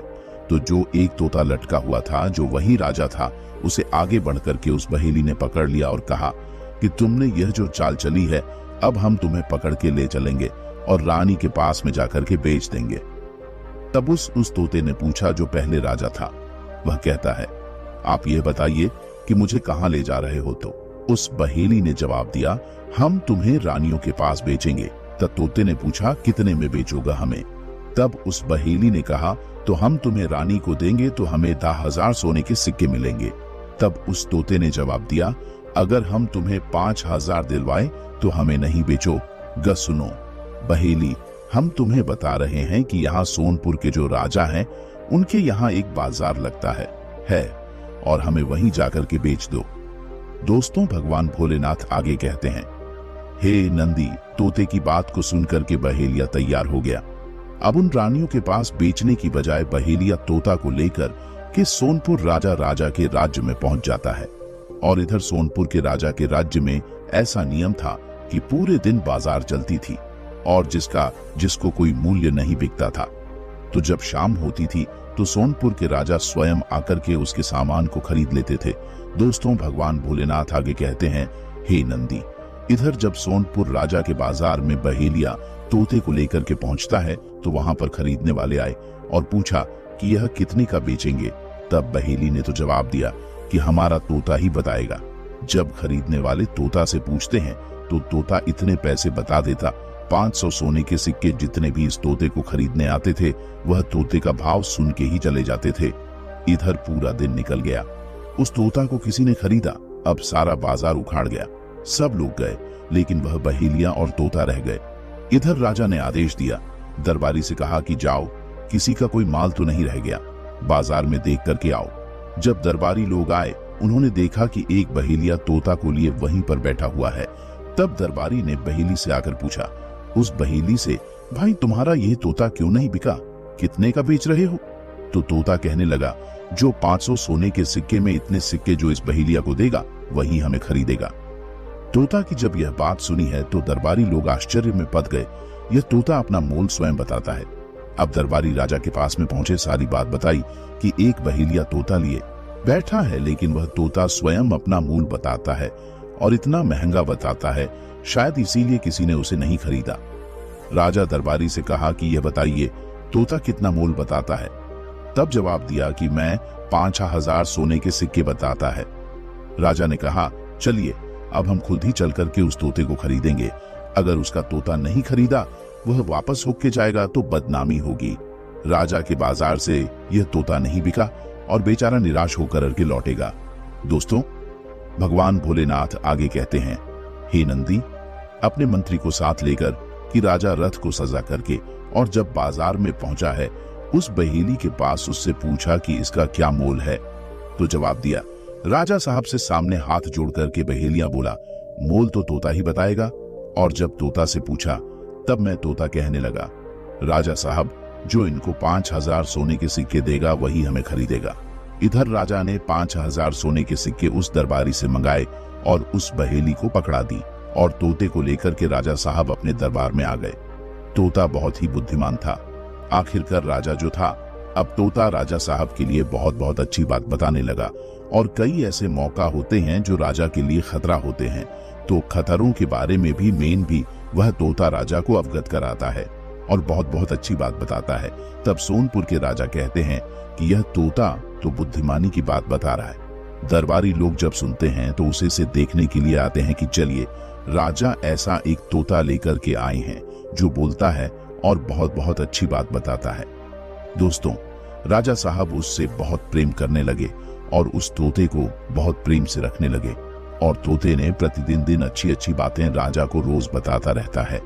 इसी तरीके से उस तोते की अच्छी अच्छी बातों का जिक्र रानियों के महल में रानियों ने सुना कि तोता राजा साहब लेकर आए हैं जो दरबार में रहता है और बड़ा अच्छा है। तो सोनपुर के राजा की रानियों ने अपने दरबारियों को आदेश दिया कि राजा साहब के उस तोते हमारे महल में पहुंचा दो, हम भी उस तोते को देखेंगे। दोस्तों, भगवान भोलेनाथ आगे कहते हैं, हे नंदी, इधर राजा ने मंत्री से कहा है कि तोते का पिंजरे को रानियों के पास में महल में पहुंचा दो। मंत्री ने भी तोते का पिंजरा तोता सहित रानियों के पास में पहुंचा दिया। अब रानियों ने जब देखा तो रानियों के लिए भी तोता बहुत बहुत अच्छी बातें रोज बताता है। उसकी सुनकर के सारी रानियां प्रेम मुक्त हो जाती हैं और कहती हैं, राजा ने इसे 5000 सोने के सिक्के देकर के खरीदा है। यह तो इस तोते की बहुत कम कीमत है। यह तोता जो बहुत अच्छी बात बताता है, उस तोते की वह स्वयं रानियां सेवा करती हैं, नहला है और पूरे दिन उससे अच्छी अच्छी बात है सुनती हैं। दोस्तों, कई दिन बीत गए। इधर एक रानी ने अपनी लड़की से कहा जो राजकुमारी थी कि आप भी इस तोते के पास आकर के बैठा करो और कल से तुम उसकी सेवा करो, तुम ही इसे नहला दिया करो। दोस्तों, भगवान भोलेनाथ आगे कहते हैं, हे नंदी, जो लड़की राजकुमारी थी इस काम के लिए तैयार हो गई। अगले दिन जब सवेरा हुआ तो तोता को पिंजरे से निकाल करके नहलवाने के लिए चली गई और तोता को हलवा रही थी तो तोता के सर पर कुछ लगा दिखाई दिया, कुछ चोट जैसी दिखाई दी। उसे ऐसा लगा कि इस तोते के सर में कुछ छुपा हुआ है। उसे देख करके उस राजकुमारी ने नहला समय जैसे वह कील उस तोते के सर से निकाली। अब वह तोता से एक सुंदर राजकुमार बन गया और यह जब राजकुमारी ने देखा तो वह घबरा गई और चिल्लाने लगी। उस राजकुमार को राजा जो था उस राजकुमारी का मुंह बंद कर लिया और कहा कि आप घबराइए नहीं, आप अब भी इस कील को वापस मेरे सर में लगा दो और हमें तोता बना दो और रात्रि में मैं तुम्हें सारी बात बताऊंगा। दोस्तों, वही हुआ। तुरंत ही उस राजकुमारी ने वही कील पुनः राजा के सर में लगा दी, जिससे अब वह तोता बन गया। इधर पूरा दिन जब निकल गया और जब रात होती है तब तोता के सिर पर लगी कील को उस राजकुमारी ने निकाला तो वह राजकुमार बन जाता है। उसे लेकर वह अपने कमरे में गई। फिर उस राजकुमारी को उस राजकुमार ने जो राजा था अपनी सारी दास्तान उस राजकुमारी से कही और कहा कि माफ करना, इस तरीका से हम अपनी जान बचाए हुए हैं, तोता बन करके रह रहे हैं और तुम किसी को बताना नहीं तो हमारी जान चली जाएगी। दोस्तों, भगवान भोलेनाथ आगे कहते हैं, हे नंदी, उस राजकुमारी ने अपनी माता से ऐसी बात उस राजकुमार के बारे में नहीं बताई। आराम से दिन भर तोता बनकर के रहता है और रात्रि में तोता का पिंजरा राजकुमारी ले जाती है और पुरुष बना करके पूरी रात उसके साथ रहती है। कमरे में इसी तरीके से कई दिन निकल गए। धीरे धीरे राजकुमारी को उस राजकुमार से प्रेम हो गया था और उस राजा के मन में भी उस राजकुमारी के लिए प्रेम हो गया था। वह सभी आराम से रह रहे थे। इधर क्या हुआ, उन रानियों ने बहुत सारे तोते पकड़वा के मरवा दिए, लेकिन उनका यह पति जो राजा तोता बना था वह सामने नजर में नहीं आया। फिर एक दिन साधु के पास में वह 7 रानियां गईं और कहा कि वह राजा जो तोता बन गया है वह तो नहीं आए हैं, वह अभी भी जीवित है, अब क्या करें। तब साधु ने जवाब दिया, अब ऐसा करो, तुम नृत्य कला सीखो, हम तबला बजाएंगे और जब नृत्य कला सीख जाओ तो सोनपुर के राज्य में कार्यक्रम करने के लिए चलेंगे और अच्छा अच्छा नृत्य सुनाएंगे। तब राजा कहेगा तुम कुछ मांगो तो हम उसी तोता को मांग लेंगे और आराम से उसको मार देंगे। तब रानियों ने कहा ठीक है। सारी रानियां तैयार हो गई। अब इधर साधु तबला बजाता है और सातों रानियां नृत्य कला सीखने लगी। धीरे धीरे 1 साल बीत जाता है। अब वह सातों रानियां पूरी तरह से तैयार हो चुकी थी। जब साधु ने समझाया कि अब हम सफलता प्राप्त कर सकते हैं और तोता को पकड़ के मार सकते हैं, तब साधु वेश बदल करके और रानियों को लेकर कि सुंदर नृत्य कला वाली स्त्री बना करके सोनपुर राजा के राज दरबार में पहुंच गया। राजा ने पूछा तुम कौन हो, कहां से आए हो? तो उस साधु ने जवाब दिया हम नृत्य कला करने आए हैं। हम आपके यहाँ दरबार में अपनी नृत्य कला दिखाए और ज्ञान विद्या दिखाएंगे। राजा को भी शौक था, वह तैयार हो गया। इधर साधु अपनी नृत्य कला करने लगा।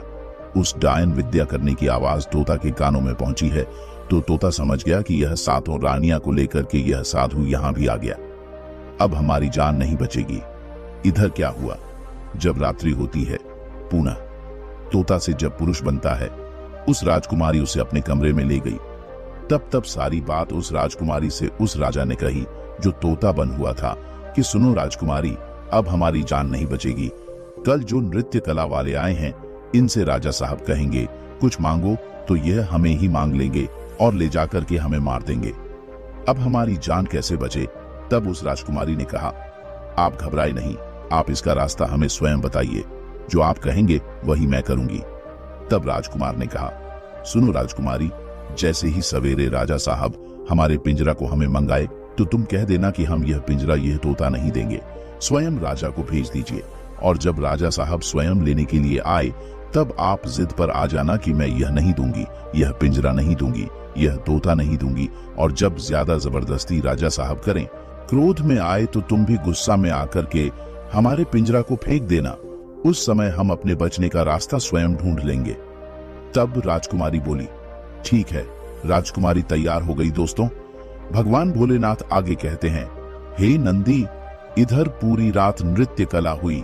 सवेरा जब होता है तो राजा प्रसन्न होकर के उन नृत्य कला वालों से कहने लगा मैं तुम्हारी इस कला से बहुत प्रसन्न हुआ, मांगो, क्या मांगना चाहते हो?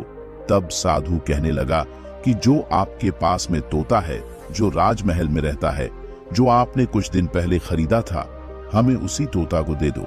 राजा बोला ठीक है।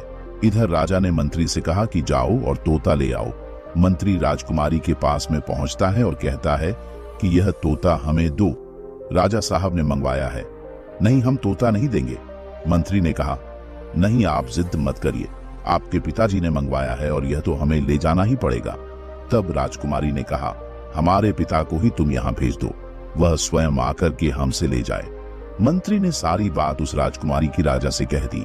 अब राजा स्वयं महल में राजकुमारी से तोते का पिंजरा लेने के लिए राजकुमारी के पास में आए और राजकुमारी और उस पिंजरे को लेकर वही दरबार में पहुंच गया और कहा कि बेटी, यह पिंजरा और तोता हमें दो, हमें नृत्य कला वालों को देना है। दोस्तों, भगवान भोलेनाथ आगे कहते हैं हे नंदी, साधु खड़ा खड़ा देख रहा है।